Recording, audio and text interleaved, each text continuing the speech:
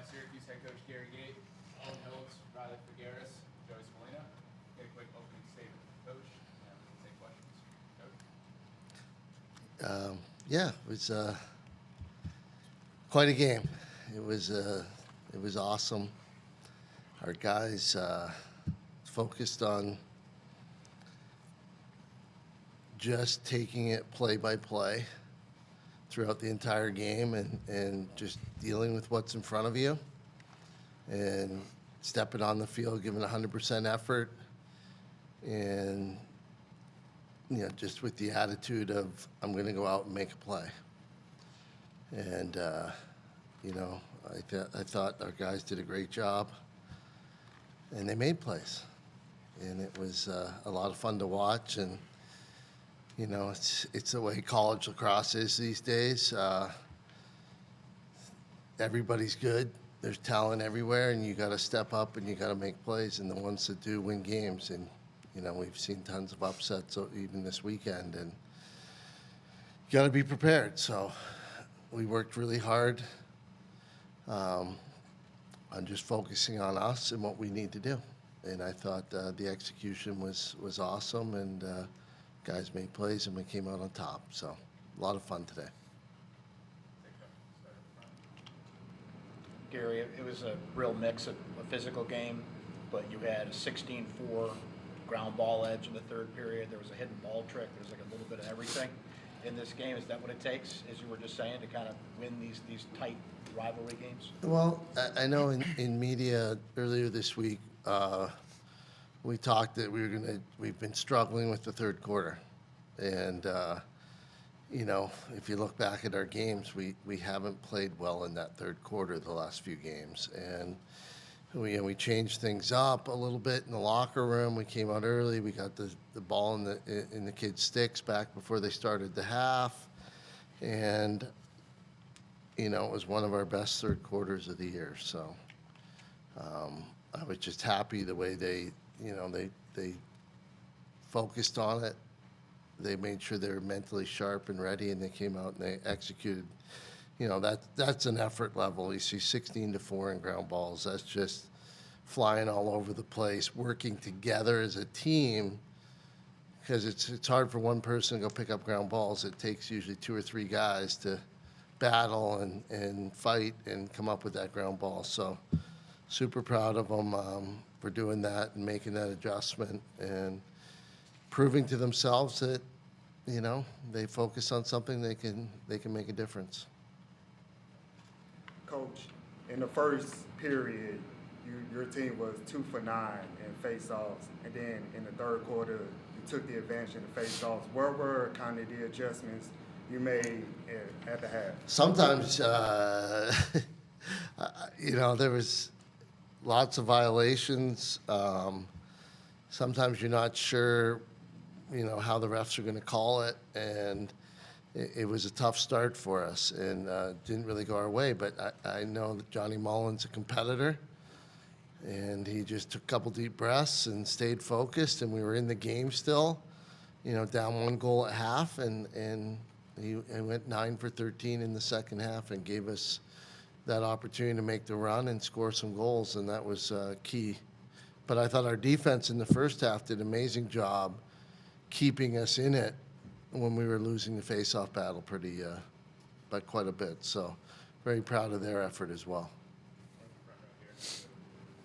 Joey, you capped off that three goal run in the third quarter, sending y'all up 9-8. How did that feel, knowing how you guys' third quarters have kind of gone this year? You guys found yourself down 2, but then you cap off that 3-goal run.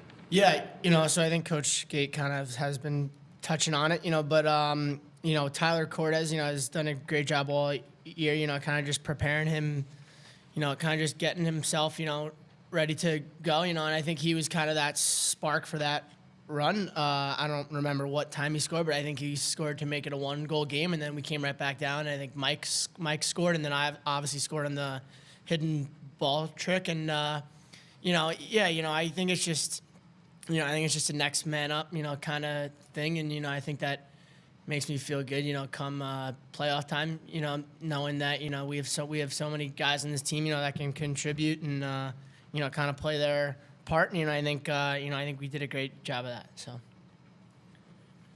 Joey, when did you start practicing the hidden ball trick with Sam, and what made you guys decide to pull that out at that crucial moment? Yeah, so I think the king of it, he always tried it, was Alex Simmons my freshman year, and ever since then, I think we try it 5 or 6 times a game, and I was fortunate enough, that Sam's a pretty good actor, and Sam kind of sold it. I don't know if you guys have seen it, but Kark thought Sam had it the entire time, and I think that's pretty funny. We always try stuff like that, every day, and Coach Gait is obviously for all of that stuff, so we're able to score cool goals like that, and get the crowd back into the game, which I think that goal did, and then we kind of took it from there. So. Yeah, I saw you loud a big scream after that goal as well. Just how can you describe your emotions in that play? Yeah, I mean, it's once in a season kind of goal. I was pretty jacked up about it, and it's just a goal that you can't, you kind of have to get jacked up about. So Don't limit yourself. It could happen more than once. Yeah, but yes. And Owen, what was working well for you that allowed you to score 4 goals today? I mean, Coach March's offense, his preparation for the game, kind of how the defense plays the game was spot on.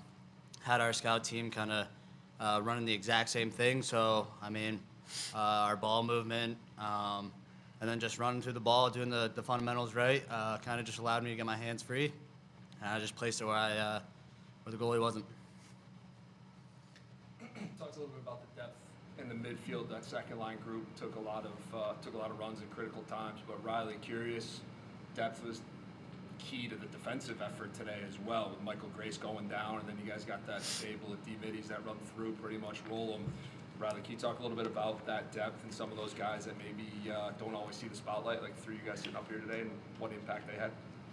Yeah, I mean, I think we're kind of in a scenario where Nick Gakemo played close defense last year, and he knows the system. He's been around for 5 years. Like, one of the more experienced guys that we have. And I mean, the D-midi unit, they know what they're doing. We got 4 or 5 deep, and then we run. Really, we could throw anyone on the team on the field, and we'd be completely fine. Gary, do you have an update on Michael Grace and what went into the decision of Finn not being able to go today? Michael Grace, I think it was just a cramp, but he couldn't. Hydrate. Guy's not drinking enough water. He's just pickle juice. But so I think he'll be fine. And unfortunately, Finn Thompson, he'll be out for a while. So, but we expect him back in a couple of weeks. Coach, you mentioned that things needed to change, at halftime this time around. Was that just with your message to the team, or schematically? Just what specifically changed? No, we just talked about that we were going to run the halftime a little differently. Some guys go in there. We were going in there, stripping off the shoulder pads, getting really relaxed and comfortable. And we just thought we needed to change that, because they weren't coming out dialed in, focused. And we thought, maybe they're getting a little too relaxed and too comfortable, and they're not getting dialed in to step back on the floor, on the field. So, we did. We shortened it. We didn't give them time. We told them to keep their equipment on. And we jumped into offense, defense. We huddled up like we do it the same as the beginning of the game, and went out and did a couple of ball drills out in the field, and we were ready to play. So it's definitely different than what we've done up till now. Is it safe to say that'll be the routine going forward? I'm assuming it'll be something like that for now, anyway. Okay, 3 more questions. Coach, on one end, your defense held Johns Hopkins to 1 for 5 on man up, and then on your end, you were 0 for 4. What did you see on the defensive side and the offensive side today? I thought, obviously the 1 man up we had, we just wanted to kill the clock, late in the game. So it wasn't an issue. I think, sometimes, they're a very good team. and their man down and our man up. They got their sticks in the lanes. They made a couple plays. We got shots. We didn't finish. You know, that happens. Same way the other way. You play good D. They play great D. They got 1 goal out of 5. That's a pretty good job. So, you know, we're happy with both sides of it. You know, we'll continue to sharpen and get better on both ends, and hopefully we can win that battle. For any of the players, Syracuse, Johns Hopkins, obviously a legendary rivalry. Was this a game that was really physical out there? Was this a game that you guys had circled on your calendar in advance, or just carried it as any other game? I mean, for as long as I can remember, you know, I think, you know, the Syracuse Hop game, you know, is arguably, you know, the biggest game in this sport, I would say. You know, there's not many other rivalries where, you know, they get this intense, and, you know, I think it's, you know, it's hard to not get amped up about this game. You know, there's just so much to it, you know, that even we don't really know about, you know, and, you know, even before Coach Gait's, you know, time, you know, I think, you know, I think there's just so much to this game, you know, that it means so much to so many people, and, you know, we're just writing our own chapter for it, so. For Joey and Owen, just Gary was saying about the focus you guys had to have today. How did this game test your patience in that Hopkins was jumping in front of a lot of shots, hit the pipe a few times, and you just had to kind of keep cranking it out, and you took 47 shots, only 19 on goal. It felt like you really had to stay with it.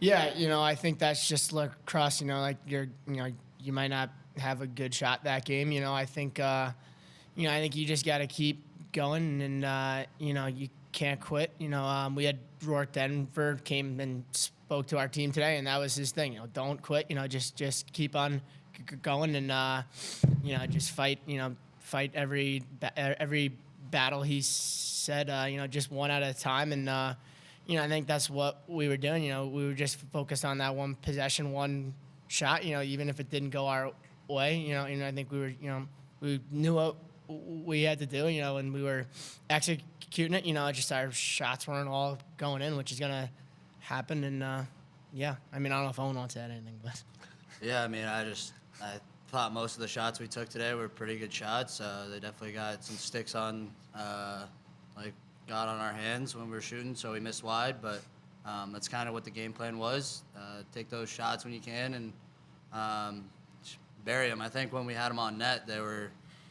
I mean, I don't think the goalie was 50% today, or single-digit saves. So, I mean, I think we shot the ball pretty well. Yeah, we got one more. Yeah. Can we go back to the game? What ended up being the game-winning goal, the 11th goal? You guys actually, obviously, pairs throughout the game for the most part, a lot of flow. We go 1-4, pick on their sort of heavy two-side because that slide recover that they run.